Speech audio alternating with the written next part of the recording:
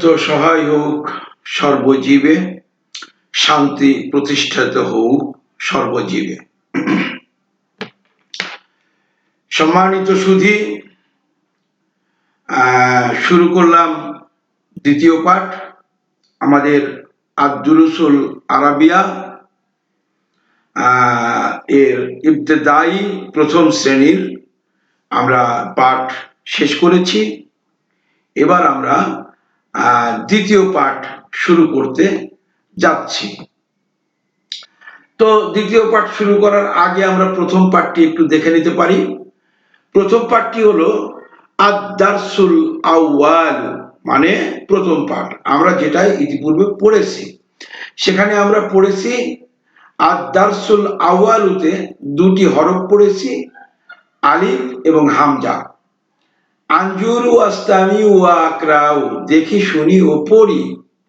এখানে আলিফে আল্লাহু, আল্লাহু শব্দের অর্থ উপাস্য, এবং আলিফে আলিফ লাম মিম, আলিফে আলিফ লাম মিম। তো এই যে আলিফ দিয়ে এটি শুরু হয়েছে সূরা বাকারার প্রথম আয়াত। তারপরে হামজা, হামজাতে উম্মুন, উম্মুন মানে মা, হামজাতে উম্মুন, উম্মুন মানে মা। তারপরে হচ্ছে আক্তুবু মানে লিখি, আমাদেরকে এই দুটি হরফ লেখা শেখার জন্য দেয়া হয়েছিল। এরপরে এসেছিল হচ্ছে আদ-দারসুস সানি, যেটা আমাদের পাঠ গত পাঠে আমরা শিখেছি। আদ-দারসুস সানি, দর্স মানে পাঠ, সানি মানে দ্বিতীয়, আদ-দারসুস সানি মানে দ্বিতীয় পাঠ। এই পাঠে আমরা তিনটি হরফ শিখেছি। তার একটি হরফ হচ্ছে বা, একটি হরফ হচ্ছে তা, একটি হরফ হচ্ছে সা। বা এর নিচে এক নুক্তা, তা এর উপরে দুই নুক্তা এবং সা এর উপরে তিন নুক্তা, এটি আমরা পড়েছি। এরপরে আমরা পড়েছি বায়ে বাবুন, বায়ে বাবুন, বাবুন মানে দরজা। তায়ে তাজুন, তাজুন মানে মুকুট। তায়ে তাজুন, তাজুন মানে মুকুট। শেষে পড়েছি সা, সায়ে সামারুন, সামারুন মানে ফলমূল। সায়ে সামারুন, সামারুন মানে ফলমূল। তো এ পর্যন্ত আমরা মোটামুটি পড়েছি। এখন আমরা যেটা পড়ব সেটা হচ্ছে আদ-দারসুস সালিসু, আদ-দারসুস সালিসু। আদ-দারসু মানে পাঠ, সালিসু মানে তৃতীয়। তো আদ-দারসুস সালিসু মানে তৃতীয় পাঠ। এই তৃতীয় পাঠে আমরা তিনটি হরফ শিখব। ইতিপূর্বে যেমন আমরা বা একই রকম দেখতে, শুধু নিচে নুক্তা উপরে দুই নুক্তা তিন নুক্তার কারণে যেমন হরফের নাম পরিবর্তন হয়েছে, এখানে হলো আমরা তিনটি হরফ শিখব। তার একটি হলো জিম, একটি হলো হা, একটি হলো খা।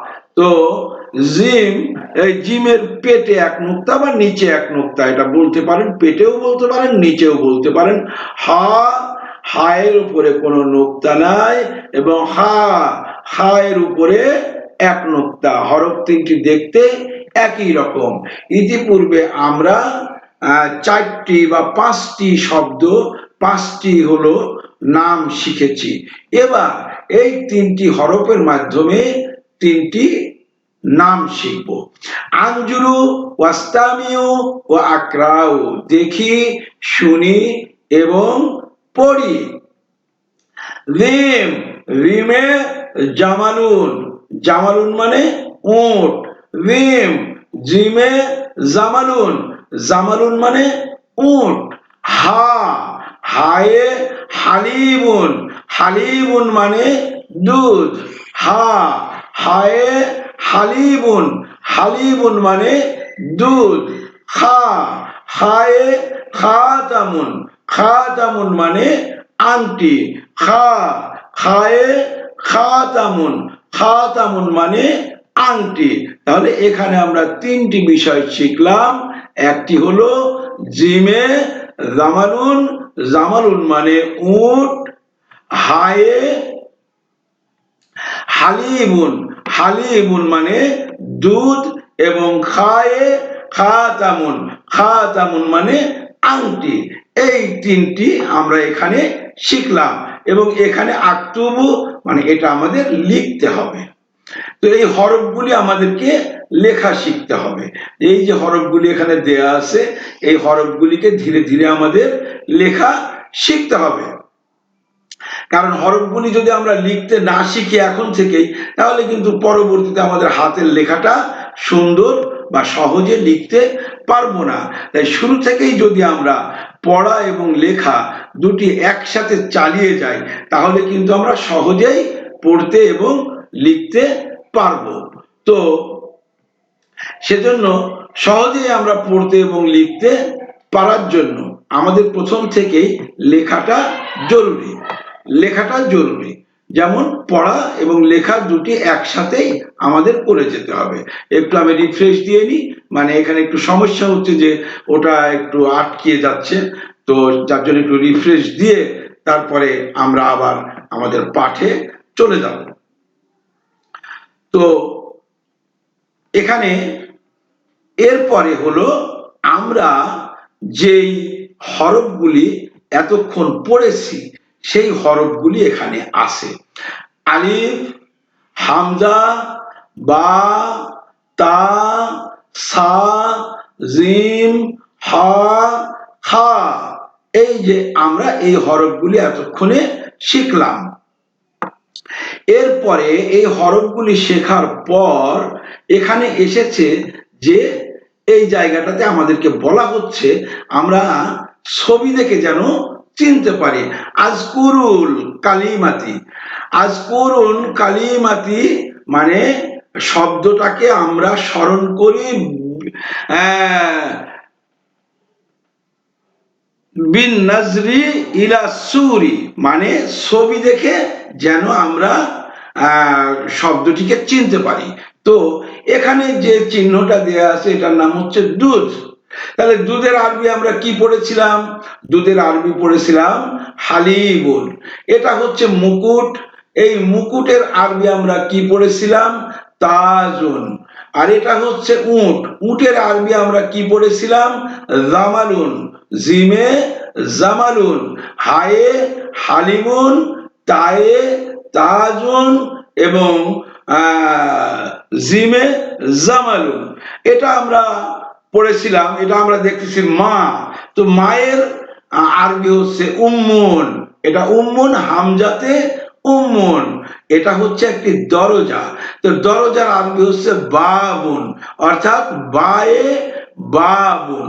তারপর এটাকে আমরা পড়তেছি সামারুন মানে ফল, ফলমূল। তো ফলমূলের আরবি হচ্ছে সামারুন, আর সামারুন হচ্ছে সা দিয়ে। আর এটা হলো একটি আংটি, এই আংটির আরবি হচ্ছে খাতামুন। তো এই খাতামুনটা হচ্ছে খা হরফ দিয়ে এসেছে। তো এখানে হচ্ছে আমাদেরকে ছবি দেখেই ওটাকে চিহ্নিত করতে হবে যে আমরা যেটা আগে পড়েছি সেটা ঠিক আছে কিনা, সেটা আমরা চিনতে পারি কিনা। এরপরে আমরা কি করতেছি? আসিলু বাইনা সুয়ারি ওয়াল কালিমাতি, কালিমাতি ওয়াল কালিমাতি, ছবির সাথে শব্দ মিলাই। আমরা ছবির সাথে শব্দ মিলাবো। তাহলে ইতিপূর্বে আমরা ওই ছবি দেখে যেমন আমরা বললাম, এবার ছবির সাথে আমাদের শব্দটা মিলাতে হবে। তো আমরা কিভাবে ছবির সাথে শব্দ মিলাবো? কেননা আমরা তো এখনো আরবি সুন্দরভাবে পড়তে জানি না। তাহলে এখানে আছে, এটা হচ্ছে মুকুট।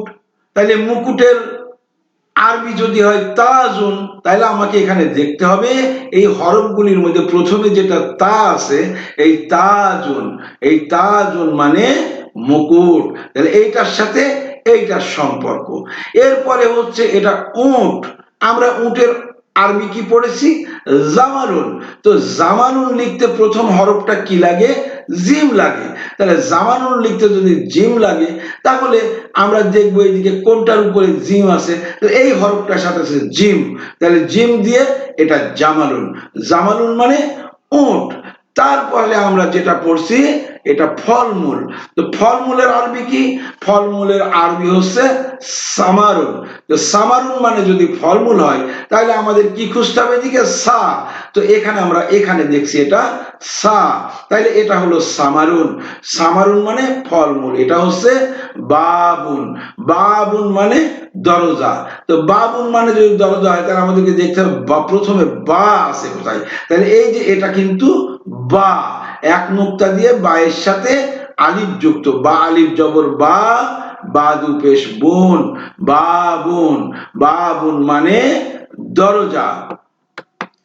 তো এভাবে আমাদেরকে আমরা এ পর্যন্ত অক্ষরগুলি যেগুলি পড়েছি তাতে আলিফ এবং হামজার পরে বা, তা, সা, জিম, হা, খা, তাহলে আলিফ হামজা, বা, তা, সা, জিম, হা, খা, এই যে আমরা এই হরফগুলি এ পর্যন্ত শিখলাম। এবার শুনে শুনে বলতে হবে, বায়ের নিচে এক নোক্তা, তায়ের উপর দুই নোক্তা, সায়ের ওপর তিন নোক্তা, জিমের পেটে এক নোক্তা, হা খালি, খায়ের ওপর এক নোক্তা। এই হলো আমরা হরফগুলিকে মোটামুটি চিনলাম। তো আমাদের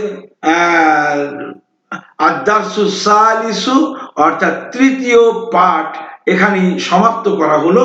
তো আশা করি আপনারা এই পাঠটিকে সুন্দরভাবে দেখে, আমি তো অল্প সময়ের মধ্যে আপনাদের পড়িয়ে দিলাম, এটা আপনারা খুব সুন্দরভাবে আস্তে আস্তে এই হরফগুলিকে মুখস্থ করবেন।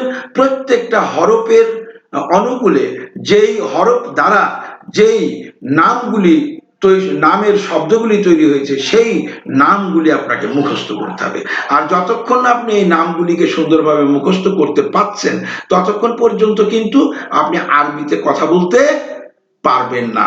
অতএব যেন আপনি এই আরবি হরফ শিক্ষার সাথে সাথে যেন কালিমা বা শব্দ, এই শব্দগুলিও আপনি শিখতে পারেন।